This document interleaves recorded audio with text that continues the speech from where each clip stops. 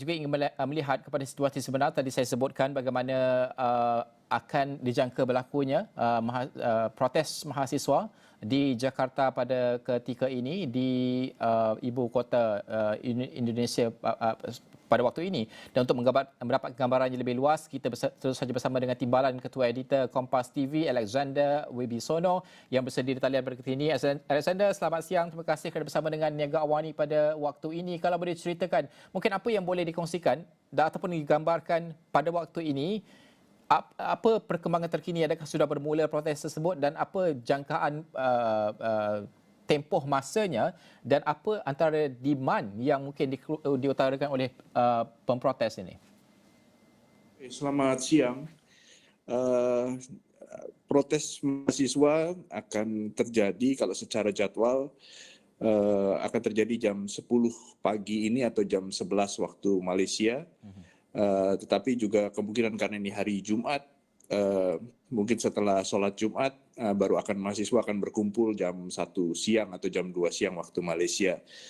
Lokasi akan berada di Bundaran Hotel Indonesia, itu di sentral Jakarta, sentral pusat kota Jakarta, hanya berjarak sekitar mungkin 2 kilometer dari Istana Negara, Istana Presiden. Aksi mahasiswa ini akan dimotori oleh Badan Eksekutif Mahasiswa dari Universitas Indonesia. Kurang lebih ada 1.500 mahasiswa akan berkumpul berdemo di Bundaran HI. Selain Universitas Indonesia juga akan ada universitas dari Gunadarma, dari Universitas Islam Negeri Jakarta, Universitas Pembangunan Nasional Veteran Jakarta, sampai ke organisasi kepemudaan dan kemahasiswaan seperti Front Mahasiswa Nasional dan Serikat Perempuan Indonesia. Mereka sepakat untuk ada 5 protes yang akan disampaikan, 5 poin protes. Yang pertama adalah hentikan pemborosan anggaran.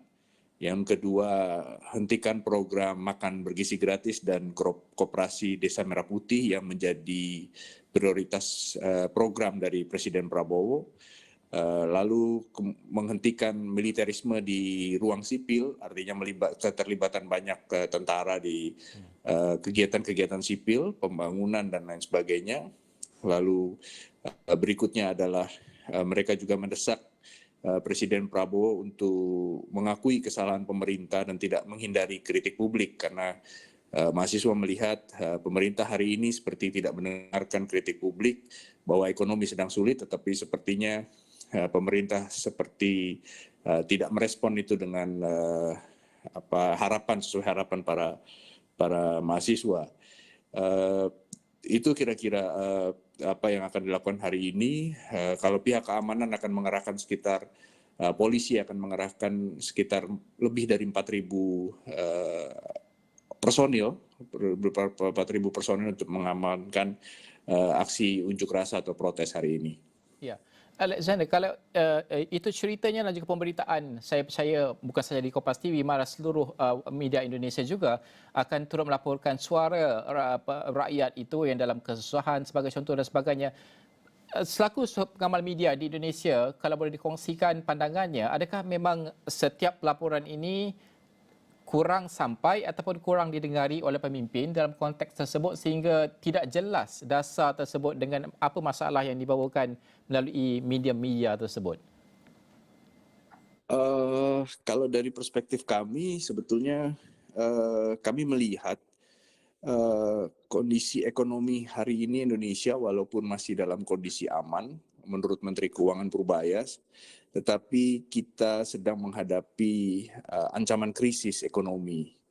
Artinya kita bisa melihat dari bagaimana indeks harga saham stok di Indonesia itu terus turun, terus nilai rupiah kita terhadap dolar juga melemah. Baru kemarin bisa turun di sekitar 17.900 per dolar Amerika. Terus kemudian setelah sebelumnya bertahan di angka sekitar 18.000 hingga 18.100. Yang ketiga juga kebijakan-kebijakan yang menurut kami harusnya masih bisa di-refocusing atau ditahan untuk menghadapi krisis, tetapi ini masih jalan terus begitu ya. Nah, salah satu yang kemudian berubah adalah kenaikan harga Pertamax. Bahan bakar minyak yang non subsidi baru tanggal 10 Juni kemarin dinaikkan. Nah, tentu ini meraih respon publik ya, reaksi publik, tetapi ini pilihan yang sulit karena harga minyak di dunia terus naik. Hari ini kalau tidak salah kemarin penutupan sekitar 94,5 dolar per barel, sementara anggaran Indonesia hanya mengalokasikan sekitar 70 dolar per barel. Artinya ada gap yang begitu tinggi.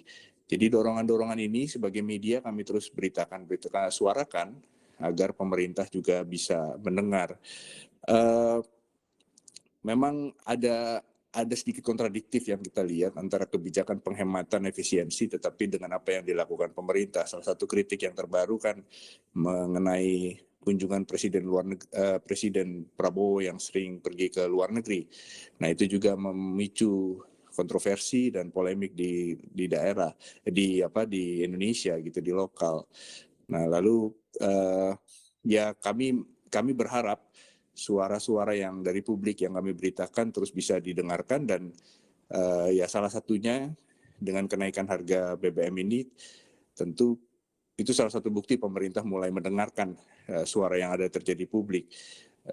Berikutnya adalah tentu media juga berharap ada pengelolaan anggaran yang baru atau refocusing anggaran lagi atau perbaikan tata kelola di program prioritas terutama di makan bergizi gratis dan koperasi desa supaya bisa lebih tepat sasaran sehingga anggaran-anggaran yang cukup besar fantastis itu bisa dialokasikan ke hal-hal yang memang berdampak langsung ke publik seperti untuk menahan harga, kenaikan harga, untuk menjaga supaya daya beli masyarakat itu tetap terjaga karena dengan naiknya harga dolar, lemahnya harga rupiah, industri di Indonesia tentu mengalami tantangan yang tidak mudah dan kita pasti akan berhadapan dengan pemutusan hubungan kerja atau PHK. Itu ancaman juga kalau itu terjadi, banyak akan terjadi, maka daya beli masyarakat akan semakin turun dan ya tentu ekonomi Indonesia akan sulit bergerak. Itu kira-kira. Ya. Alexander, terima kasih kerana bersama dengan kami pada waktu ini untuk membantu kami memahami situasi sebenar dan insyaAllah kita akan bawakan pada waktu petang nanti waktu Malaysia untuk kita melihat bagaimana protes mahasiswa di Indonesia ini akan berlangsung sekitar selepas solat Jumaat nanti. Terima kasih Alexander. Baik.